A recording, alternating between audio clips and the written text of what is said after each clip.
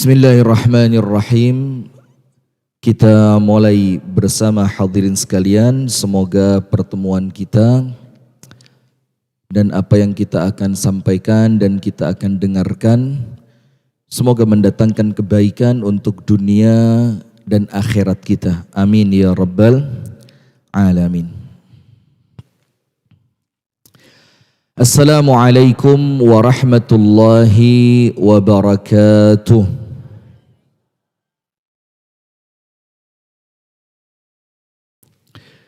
Bismillahirrahmanirrahim. Alhamdulillahi rabbil alamin. Assalatu wassalamu ala ashrafil anbiya'i wal mursalin, Nabiyyina Muhammadin wa ala alihi wa sahbihi ajma'in. A'udzu billahi minasy syaithanir rajim. Ya ayyuhalladzina amanu taqullaha haqqa tuqatih wa la tamutunna illa wa antum muslimun. Jazakallah khair. Allahumma anta rabbi la ilaha illa anta khalaqtani wa ana abduka wa ana ala ahdika wa wa'dika mastata'tu a'udzu bika min syarri ma sana'tu abu'u laka bi ni'matika alayya wa abu'u bi dhanbi faghfirli fa innahu la yaghfiru adh-dhunuba illa anta. Asbahna ala fitratil Islam wa ala kalimatil ikhlas wa ala dini nabiyyina Muhammadin sallallahu alaihi wasallam wa ala millati abina Ibrahim hanifan musliman wa ma kana minal musyrikin, amma ba'du. Allahumma inna nas'aluka ilman nafi'an wa rizqan tayyiban wa amalan mutaqabbala. Allahumma 'allimna ma yanfa'una wanfa'na bima 'allamtana wa zidna ilman wa hudan wa taufiqan, amin ya rabbal alamin. Hadirin sekalian, jamaah salat subuh Masjid Jihad Bukit Tinggi, Padang Panjang. Siapa bilang Bukit Tinggi tadi malam? Tanggung jawab. Padang Panjang. Yang semoga kita bersama oleh Allah senantiasa dimuliakan, dan kepada seluruh pemirsa Madani TV dimanapun Anda berada, dan kepada pendengar RDS 101,4 FM Solo ya, bukan Solo, Jawa Tengah. Yang semoga oleh Allah semua senantiasa dimuliakan, diberkahi dan dirahmati dunia sampai akhirat. Amin ya rabbal alamin. Jadi Padang Panjang ini dingin ya. Tapi untuk saya enggak terlalu, karena saya dari Kota Batu. Tahu Kota Batu? Kota Batu, Malang, Jawa Timur. Lebih dingin dibanding ini. Jadi kalau sampai sini rasanya orang lain pakai jaket, saya bilang kok pakai jaket ya? Padahal enggak terlalu dingin. Nah, tapi alhamdulillah memang ketika masuk ke Sumbar ini yang kedua kalinya, itu yang tidak bisa hilang dari ingatan itu indahnya Masya Allah. Jalannya, kemudian pemandangannya, kemudian suasana masyarakatnya itu enggak bisa hilang dari sini. Maka alhamdulillah di pagi hari ini kembali Allah pertemukan kita, dan kita bersyukur kepada Allah diberikan kesempatan, diberikan kekuatan, diberikan kesehatan, di mana apabila kita senantiasa pandai bersyukur, maka nikmat-nikmat yang Allah berikan kepada kita itu oleh Allah akan dilanggengkan, tidak dicabut. Dan itulah dari arti firman Allah Ta'ala, innallaha la yughayyiru ma biqaumin hatta yughayyiru ma bi anfusihim. Yang artinya begini, Allah tidak akan merubah nasib suatu kaum sampai kapan? Mereka sendiri yang merubahnya. Apabila kita membuka kitab tafsir, ini ayat sering dipakai oleh motivator. Dibilang, kalau bukan kita, siapa lagi? Seakan-akan nasib itu di tangan kita. Yo, ndak apa-apa, ndak salah. Tapi kemudian ada makna yang lebih tepat yang disebutkan oleh para ulama tafsir. Salah satunya Al-Imam Al-Hafidh Ibnu Katsir. Ayat ini artinya, innallaha la yughayyiru ma biqaumin hatta yughayyiru ma bi anfusihim. Allah tidak akan merubah suatu kaum sampai mereka sendiri yang merubahnya. Artinya apa? Innallaha la yughayyiru ni'matan an'amallahu ala qaumin hatta yughayyiruha bi anfusihim. Allah tidak akan mencabut suatu nikmat yang telah Allah berikan sampai kita menjadikan Allah merasa pantas untuk mencabutnya. Jadi nikmat yang telah Allah berikan, Allah tidak akan cabut. Sampai kita sendiri yang menjadikan nikmat itu pantas hilang dari diri kita. Termasuk kebahagiaan rumah tangga. Awalnya rumah tangga kita begitu indah, begitu menyenangkan, begitu tenang, sakinah, mawaddah, warahmah. Ketika ketenangan rumah tangga itu oleh Allah dicabut, berarti apa? Kita sendiri yang menjadikan nikmat itu layak oleh Allah untuk dicabut. Maka bagaimana caranya agar nikmat yang Allah beri tidak Allah cabut? Salah satunya apa? Dengan mensyukuri nikmat tersebut. Maka dikatakan oleh para ulama, asyukru muthbitun ni'am. Syukur itu cara kita untuk menjadikan nikmat yang Allah beri tidak akan dicabut.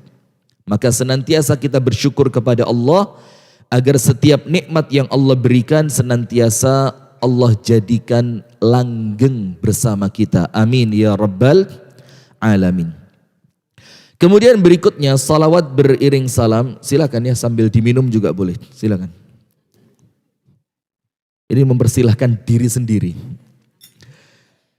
Salawat beriring salam semoga tercurahkan kepada uswah kita, suri tauladan kita, di mana apabila kita mengikuti apa yang telah diajarkan oleh Rasulullah sallallahu alaihi wasallam, maka kita akan menjadi manusia yang terbaik. Laqad kana lakum fi Rasulillahi uswatun hasanah. Maka yang ingin menjadi orang tua terbaik, Nabi Muhammad contohnya. Yang ingin menjadi suami terbaik, Nabi Muhammad contohnya. Ingin menjadi seorang pemimpin yang terbaik, Nabi Muhammad contohnya. Maka tidak ada siapapun yang mencontoh Nabi Muhammad kecuali pasti dia akan menjadi orang yang terbaik.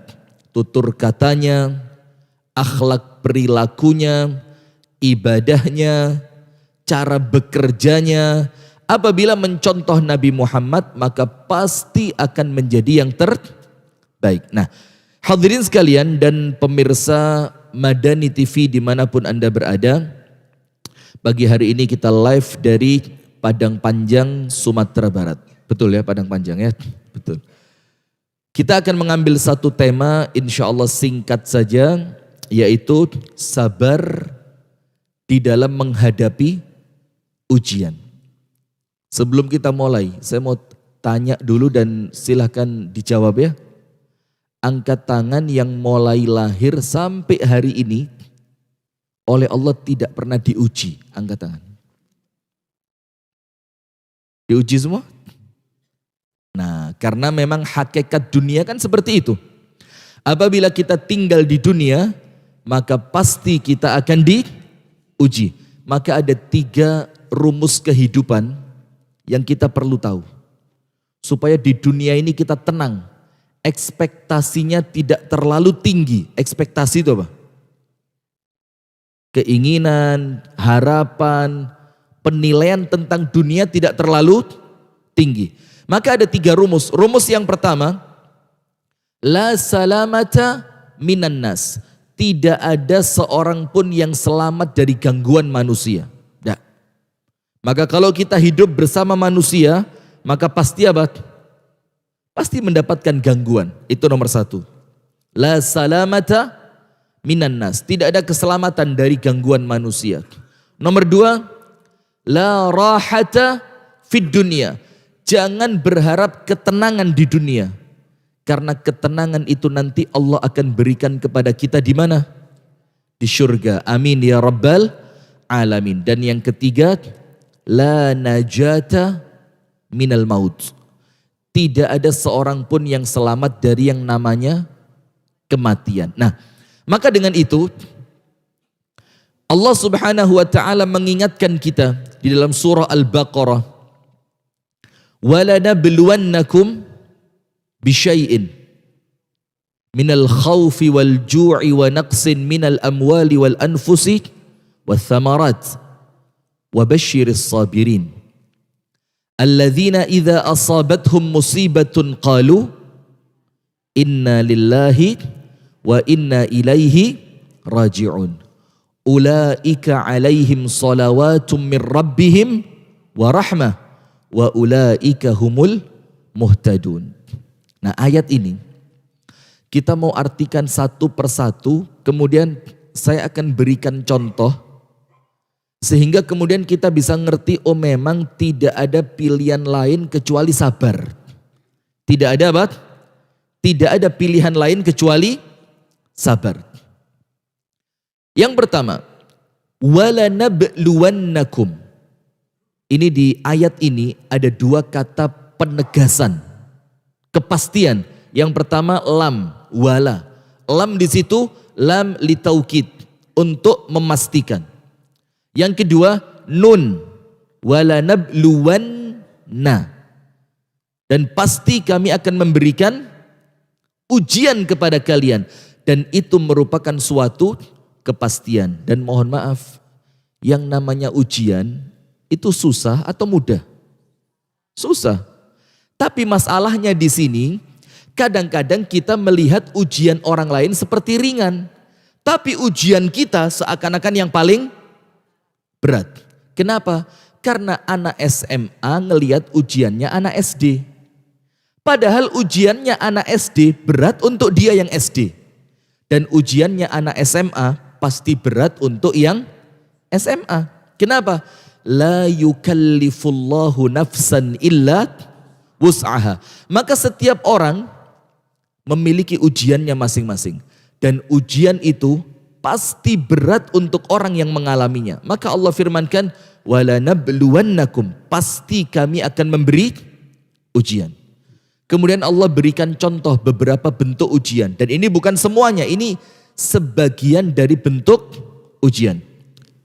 Walanabluwannakum bisyai'in minal khauf, rasa takut. Kalau zaman dulu, rasa takut ini takut dengan besarnya musuh. Dengan kekuatan musuh. Sekarang enggak. Istri takut kepada, kebalik, maaf. Yang benar yang mana? Itu saya suka. Suami merasa takut kepada istri. Sebenarnya bukan takut. Kalau kita mau duel, suami menang. Cuma segen aja. Ya, menghormati. Betul suami ya? Takut atau segan saja? Dua-duanya. Ini lebih dari dalam hati kayaknya ini. Nah sudah, rasa takut. Takut sakit, takut musuh, takut kehilangan, takut macam-macam. Dan itu ujian dari Allah. Bisyai'in minal khawfi wal ju'i wa naqsin minal amwali wal anfusi wath thamarat. Rasa lapar, kekurangan teman, kekurangan pasukan, kekurangan buah-buahan. Tapi lihat, ternyata semua ujian tadi yang semuanya tidak menyenangkan, itu Allah firmankan apa? Wabasyiris sabirin. Ternyata semua ujian itu adalah berita gembira khusus untuk orang yang sabar. Untuk siapa? Orang yang sabar. Sekarang lihat, sabar itu apa sih? Coba, sabar itu apa? Karena semua ujian yang tidak menyenangkan di dunia ini, itu ternyata untuk orang yang mampu sabar, itu berita gembira. Itu menyenangkan, itu membahagiakan. Sabar itu habsun nafs amma yubghidullahu ta'ala. Menahan diri, baik perbuatan, ataupun ucapan, ataupun gelagat di dalam hati, yang menjadikan Allah Ta'ala murka kepada kita. Nah, maka orang yang sabar itu orang yang menahan lisannya agar jangan sampai ketika dia diuji, dia mengucapkan sesuatu yang menjadikan Allah murka.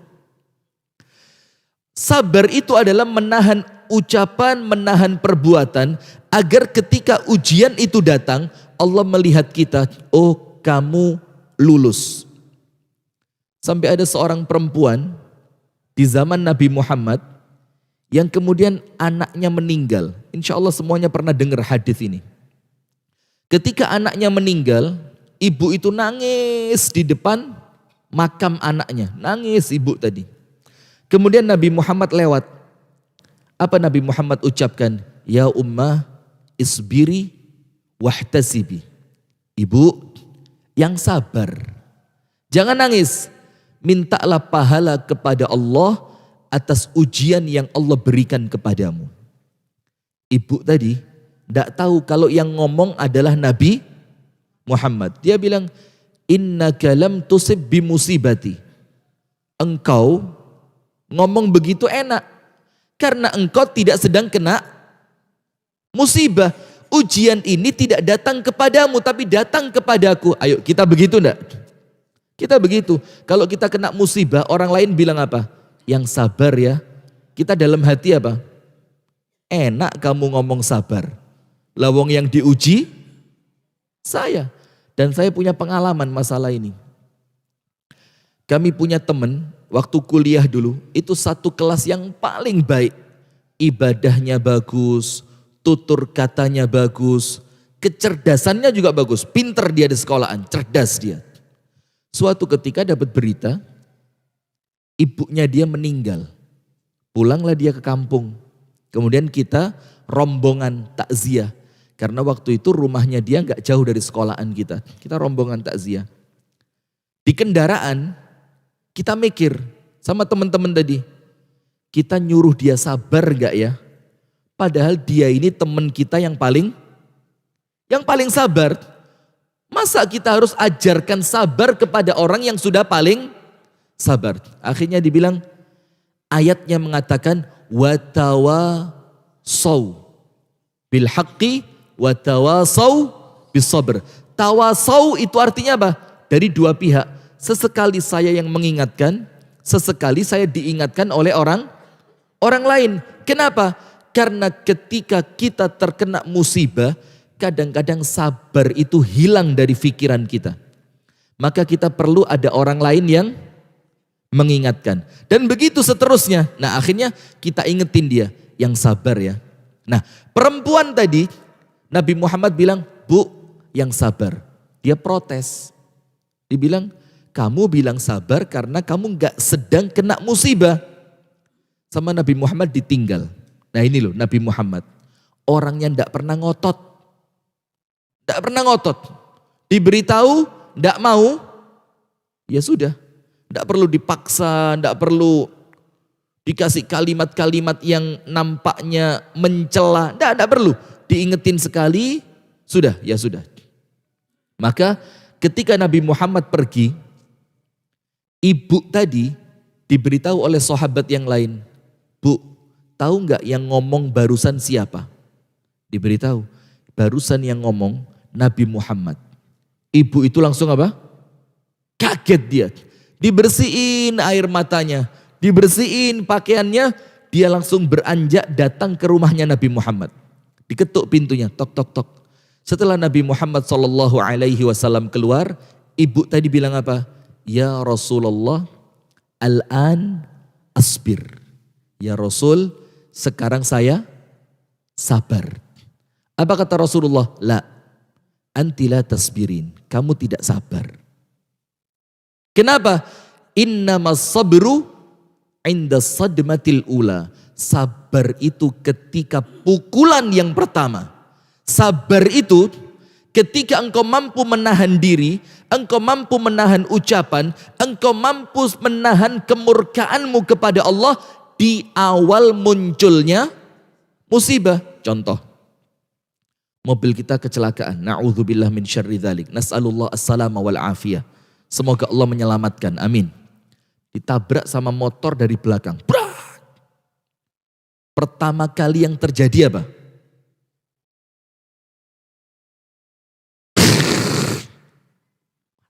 Matu di mano. Apa? Bahasa Minangnya apa? Mata di mana? Begitu ya. Matamu di mana? Mobil segede ini kok ditabrak. Baru setelah itu, setelah 1 jam ke depan, 2 jam ke depan baru mikir, ya Allah, ngapain saya tadi marah-marah? Nah, maka itu bukan orang yang sabar. Karena sabar itu ketika pertama kali kejadian, Anda langsung inna lillah wa inna ilaihi rajiun. Sekarang kita jelaskan. Apa inna lillah wa inna ilaihi rajiun itu? Nah, itu kan artinya, maksudnya kenapa orang yang kena musibah Allah perintahkan untuk mengucapkan inna lillah wa inna ilaihi rajiun, dan itu salah satu ciri orang yang sabar. Artinya kan kami milik Allah dan kami akan kembali kepada, itu artinya. Penjelasannya begini. Ibu-ibu tahu Ummu Sulaim? Kenal Ummu Sulaim? Hah? Istrinya Abu Talha. Salah seorang sahabat Nabi ya. Jadi begini. Ummu Sulaim nikah dengan Abu Talha. Menikah dengan siapa? Abu Talha. Sudah dikaruniai seorang anak. Ketika Abu Talha berangkat bekerja, itu anak sakit. Abu Talha bilang apa? Istriku, tolong anak ini dijaga baik-baik. Jangan sampai dia sakitnya semakin parah.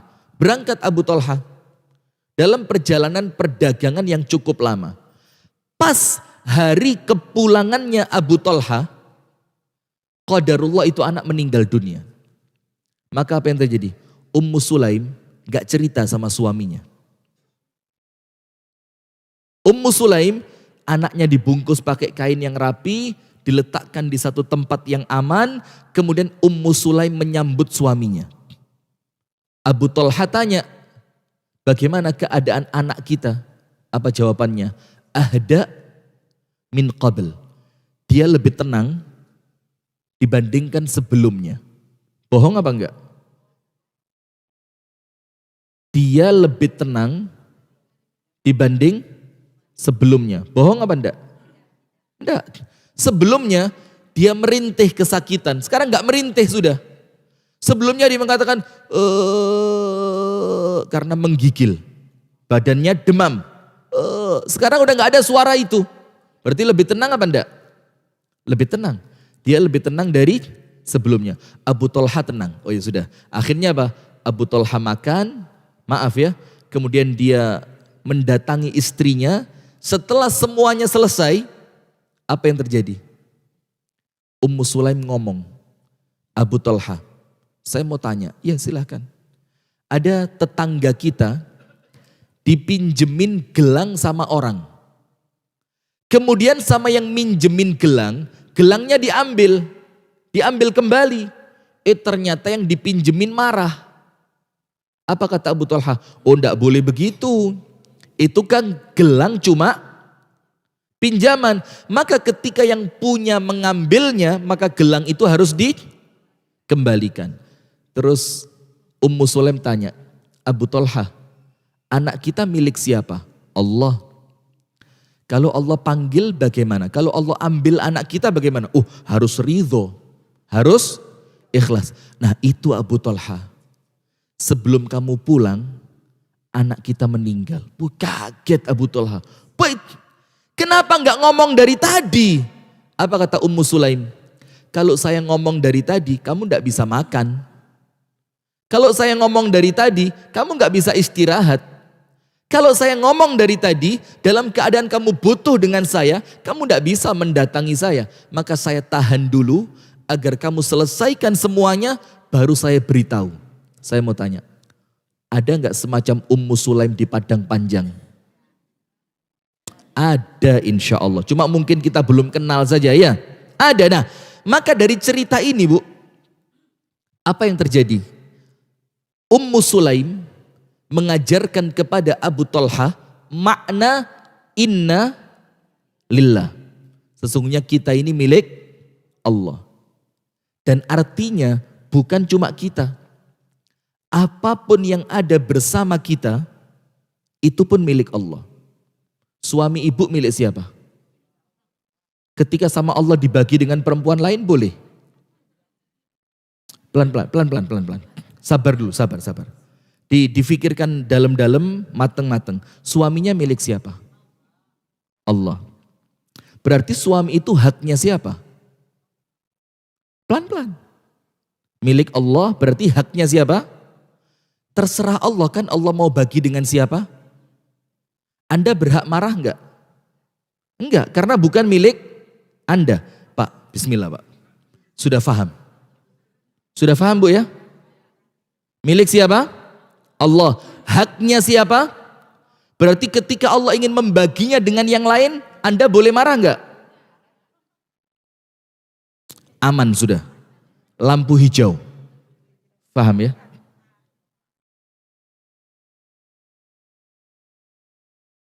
Ya udah, Pak, istri milik siapa Pak?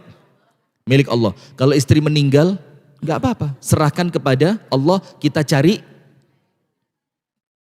Kok nggak adil begini ya? Nah sudah, kembali fokus. Nah maka apapun yang bersama kita, itu pun milik siapa? Allah. Rumah kita milik siapa? Sehingga ketika Allah ambil rumah itu, ucapannya apa? Innalillah, ya terserah Allah, ini kan milik Allah. Ketika mobil kita diambil sama Allah, apa ucapannya? Innalillah, ini mobil juga milik Allah. Ketika kesehatan kita oleh Allah diambil, apa ucapannya? Innalillah, karena kesehatan ini pun milik Allah. Jadi kalimat innalillah itu mengajarkan kepada kita untuk ikhlas. Untuk apa? Ikhlas. Karena kita datang ke dunia tidak punya apa-apa, kemudian oleh Allah diberi, dan ketika oleh Allah kembali diambil, boleh apa tidak? Boleh, kita tidak boleh protes. Nah, itu sabar. Itu namanya apa? Sabar. Karena kita yakin di dunia tidak ada hak milik. Tidak ada apa? Hak milik. Yang ada apa? Hak pakai. Ketika oleh pemiliknya diambil, kita harus sabar. Ummu Sulaim lihat. Yang ngomong sama Abu Talha, anak kita milik siapa? Allah. Kalau sama Allah diambil bagaimana? Ya terserah Allah. Nah walaupun ini kalau diceramahkan ringan. Tapi kalau kejadian perlu apa? Ikhtiar. Itu innalillah.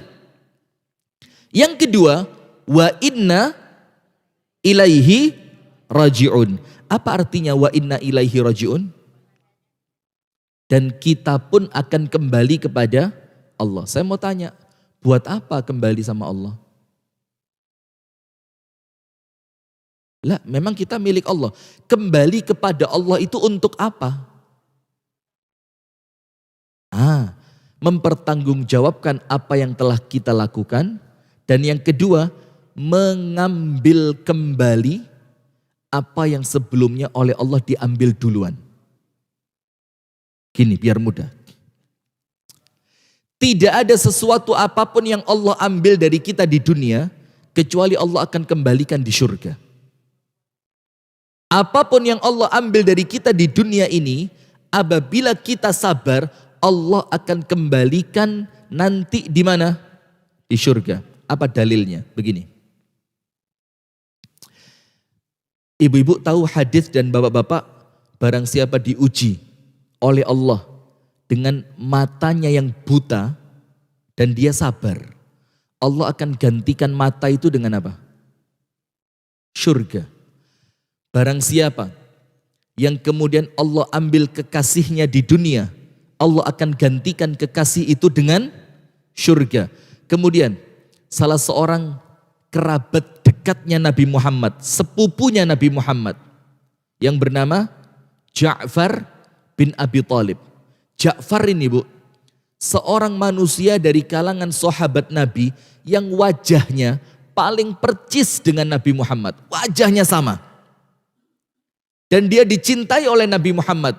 Ketika Ja'far itu perang, dia memegang panji perang, apa yang terjadi?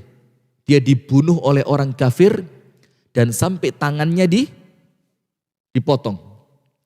Ketika Nabi Muhammad melihat Ja'far dalam keadaan tangannya terpotong, Nabi Muhammad mengatakan apa? Innallaha abdala li Ja'farin bijanahaini fil jannah yatiru bihima haitsu sya'. Allah gantikan tangannya Ja'far yang hilang di dunia, yang dipotong oleh orang kafir, Allah menggantinya di surga dengan sayap. Yang dengan sayap itu Ja'far bisa terbang kemanapun di surga yang ia inginkan. Nah, berarti apapun yang diambil oleh Allah di dunia, Allah akan kembalikan di mana? Di surga. Nah, maka kalimat wa inna ilaihi raji'un, dan kami pun akan kembali kepadamu ya Allah, itu menenangkan. Kalau innalillah apa? Ikhlas. Kalau wa inna ilaihi raji'un, ketenangan. Sekarang begini, ada yang anaknya sudah meninggal duluan? Ada? Ada? Saya. Anak saya Ramadan yang lalu usia 8 tahun meninggal dunia. Kecil. Meninggal dunia. Dan salah satu yang paling menenangkan hati itu apa? Wa inna ilaihi raji'un. Tidak apa-apa ya Allah, Engkau ambil duluan, karena saya pun nanti akan menyusul datang kepadamu. Untuk apa? Untuk kembali berkumpul dengan sesuatu yang telah Engkau ambil sebelumnya. Perlu sabar? Perlu. Kenapa? Tidak perlu teriak-teriak, nggak perlu murka, nggak perlu marah-marah. Kita pun bakal kembali kepada Allah, dan apapun yang Allah ambil sebelumnya, Allah akan kembalikan kepada kita. Inna lillah wa inna ilaihi raji'un. Ibu-ibu tahu ceritanya seorang perempuan yang oleh Allah diuji dengan penyakit ayan, epilepsi. Yang kalau dia penyakitnya kambuh, dari mulutnya ini keluar apa? Busa. A'azzanallahu wa iyyakum. Nas'alullah as-salamah wal afiyah. Semoga Allah menyelamatkan kita. Amin. Itu perempuan kulitnya hitam. Dia datang kepada Nabi Muhammad. Ya Rasulullah, inni usra. Ya Rasul, saya ini perempuan dengan penyakit ayan.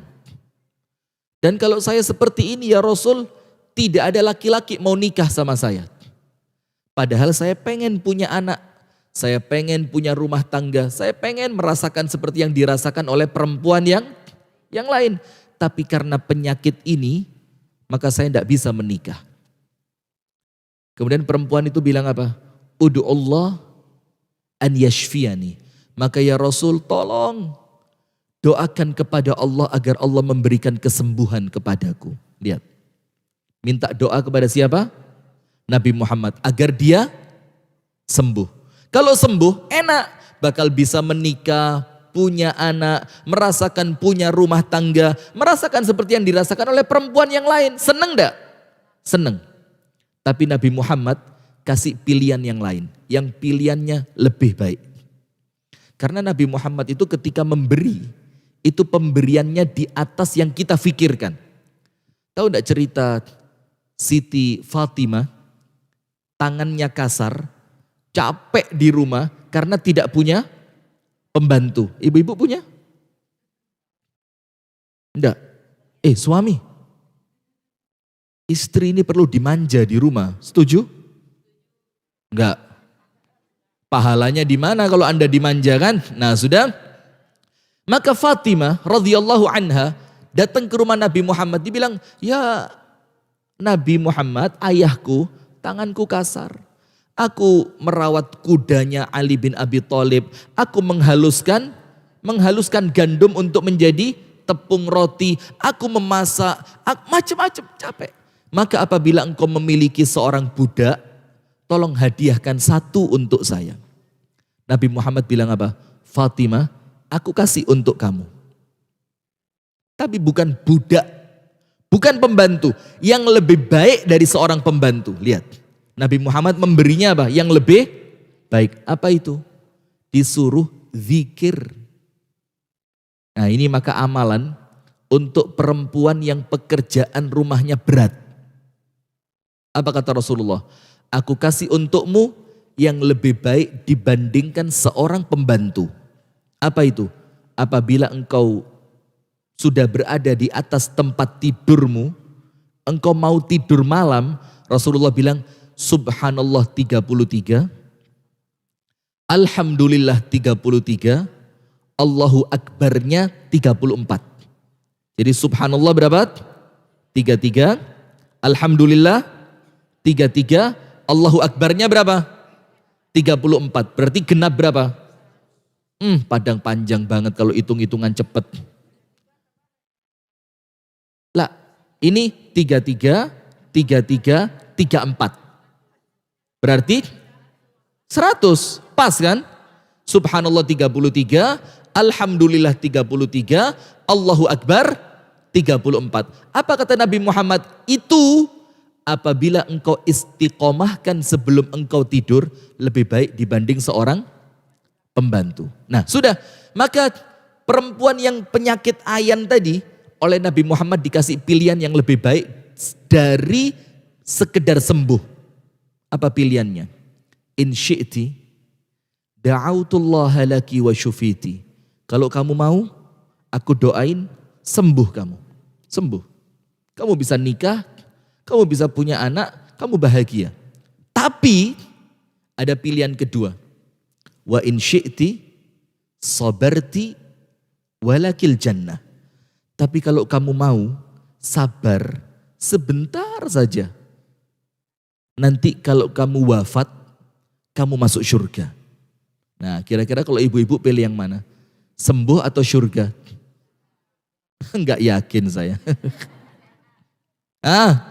Ini orang penyakitnya berat, ayan.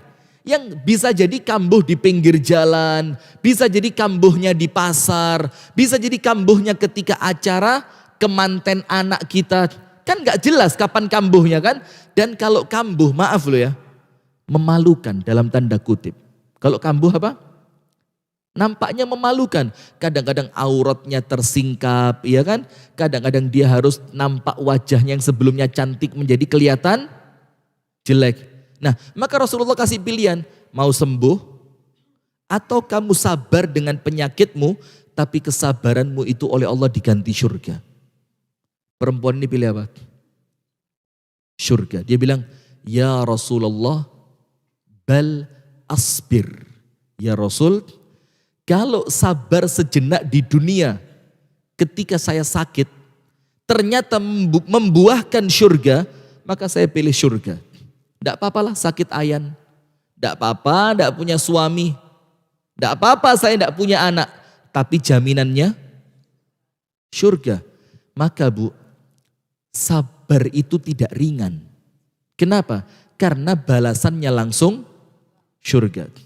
Kemudian perempuan tadi bilang apa? Ya Rasul, saya sabar. Tapi satu saya minta. Ud'ullah alla atakasyaf. Tapi ya Rasul, doain saya. Supaya ketika ayan saya kambuh, aurat saya tidak terlihat. Lihat ibu-ibu. Dalam keadaan tidak sadar, ayannya sedang kambuh, dia tidak rela auratnya kebuka. Kita sekarang dengan sadar buka-buka aurat, senam di pinggir jalan, satu, dua, pakaiannya di padang panjang ada? Gak ada ya? Alhamdulillah, Masya Allah gak ada. Nah tapi masalahnya ini perempuan ngerti. Kenapa? Karena dia perempuan calon penghuni surga, maka dia ngerti aurat. Maka kalau dia bukan calon penghuni surga, dia tidak akan bingung masalah aurat. Dia tidak akan susah masalah aurat. Allah biarinlah dibuka karena bukan penghuni. Kalau penghuni surga dia akan hati-hati. Nah sudah, sekarang berikutnya. Allah Subhanahu wa taala berfirman sampai syuruk ya, sampai syuruk ya. Allah Subhanahu wa taala berfirman, "Innama yuwaffas sabiruna ajrahum bighairi hisab." Hanya untuk orang yang sabar Allah akan memberikan kepadanya ganjaran tanpa hisab. Apa ganjaran tanpa hisab itu apa? Langsung masuk surga. Barakallahu fiqh. Dikatakan oleh Al-Imam Al-Qurtubi di dalam kitab tafsirnya, dikatakan apa? Ajrun ghairu hisab, pahala tanpa hisab, itu tidak lain dan tidak bukan adalah surga. Nah, maka untuk orang yang sabar, Allah akan memberikan untuknya ganjaran yang ganjaran itu tanpa hisab. Ketika bangkit dari alam kubur, dia langsung masuk surga. Luar biasa apa enggak ini? Luar biasa. Tapi sabar itu tidak mudah. Dan para ulama membagi sabar menjadi 3. Membagi sabar menjadi berapa? 3. Nomor 1. Sabrun indal bala. Sabar ketika mendapatkan musibah. Dan ini sabar yang levelnya paling rendah. Kenapa? Sabar ketika diuji, walaupun dia berat, tapi dia merupakan sabar yang paling rendah. Kenapa? Karena tidak ada pilihan lain. Tidak ada pilihan lain. Misalkan, semoga Allah menyelamatkan kita semua. Amin. Misalkan begini, ditelepon. Kak, Uni gitu ya, Uni, ada berita tokonya kebakar. Terus tiba-tiba ibu-ibu marah-marah, handphonenya dibanting, teriak-teriak. Gimana sih? Apa nggak dijaga? Mana pemadam kebakarannya? Ketika ibu-ibu marah-marah, apakah tokonya kembali seperti semula? Berarti ketika terkena musibah, tidak ada pilihan lain kecuali sabar. Maka itulah dikatakan oleh para ulama, musibah, ketambahan sabar menjadi anugerah. Jadi kalau ada musibah, ternyata Anda sabar, maka sabar itu menjadikan musibah berubah menjadi apa? Anugerah. Allah cinta kepada Anda, Allah beri sesuatu yang lebih baik, Allah jamin Anda bakal masuk surga, Allah akan mendatangkan pertolongannya kepada Anda ketika musibah ditambahi sabar. Nah, ini sabar yang paling rendah. Kenapa? Tidak ada pilihan lain kecuali sabar. Karena apa? Kalau kita tidak sabar ketika terkena musibah, maka hati-hati. Musibah 1 menjadi 2. Awalnya dia musibah duniawi, kalau tidak sabar menjadi musibah akhirat. Dunia kena, akhirat juga kena. Maka ibu-ibu, mohon maaf ya, kalau dapat anak yang anak itu menjadi ujian, sudah, gak usah protes. Doain, nasehatin, sabarin. Kenapa? Karena anak itu nanti yang insya Allah karena kita sabar akan mengantarkan kita masuk surga. Bapak-bapak, kalau punya istri yang cerewet,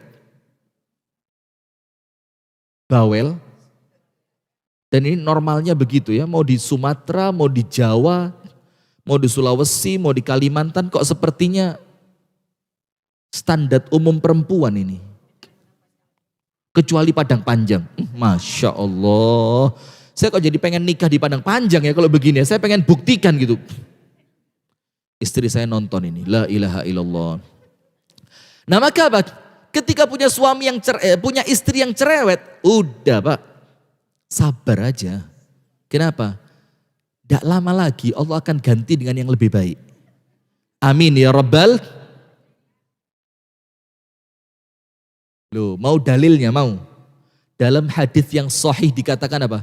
Kalau ada suami dicerewetin istri dunia, bidadarinya dia di langit itu mengatakan apa?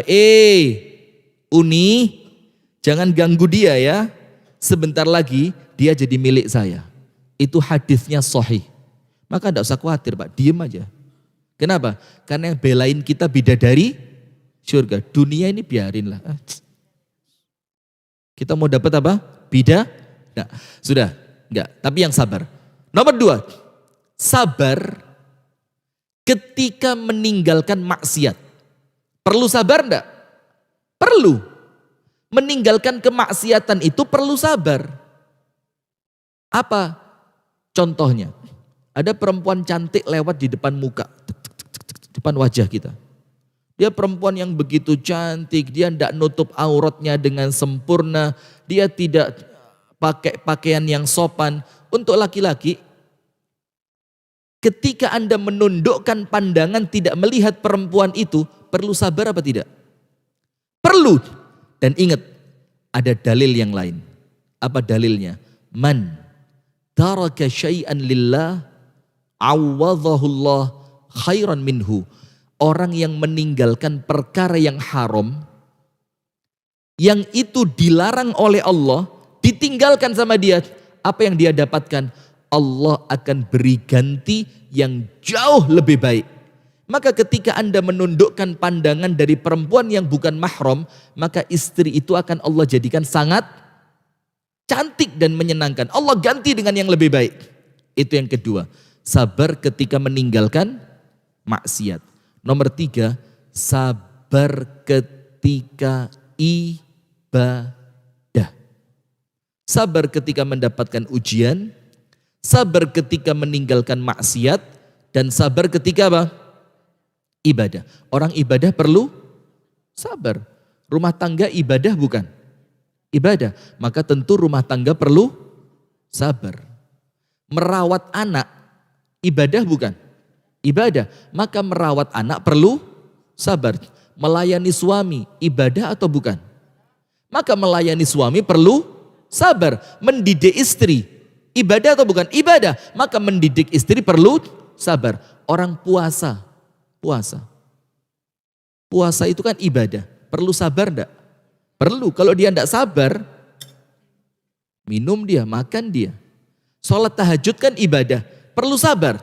Perlu sabar menahan kantuk. Nah, maka dengan itu hadirin sekalian, salah satu kunci yang menjadikan dunia itu terasa indah, kalau di dunia ini kita bisa sabar. Sip, sekarang terakhir tips agar bisa sabar. Nomor 1, yakini bahwa tidak ada kesabaran yang sia-sia. Rasulullah bersabda, innan nasra ma'as sabr. Kemenangan itu datang di balik kesabaran. Nomor 1, jadi Anda sabar tidak akan sia-sia. Nomor 2, tidak ada musibah yang berlangsung lama, tidak ada. Karena apa? Wa tilkal ayyam nudawiluha bainan nas. Berarti sabarnya lama atau sebentar? Cuma sebentar aja. Itu tips yang kedua. Anda yakin ini pasti berlalu. Badai pasti berlalu. Yang ketiga, ingat, kita hidup bukan cuma di dunia, tapi hidup setelah kematian.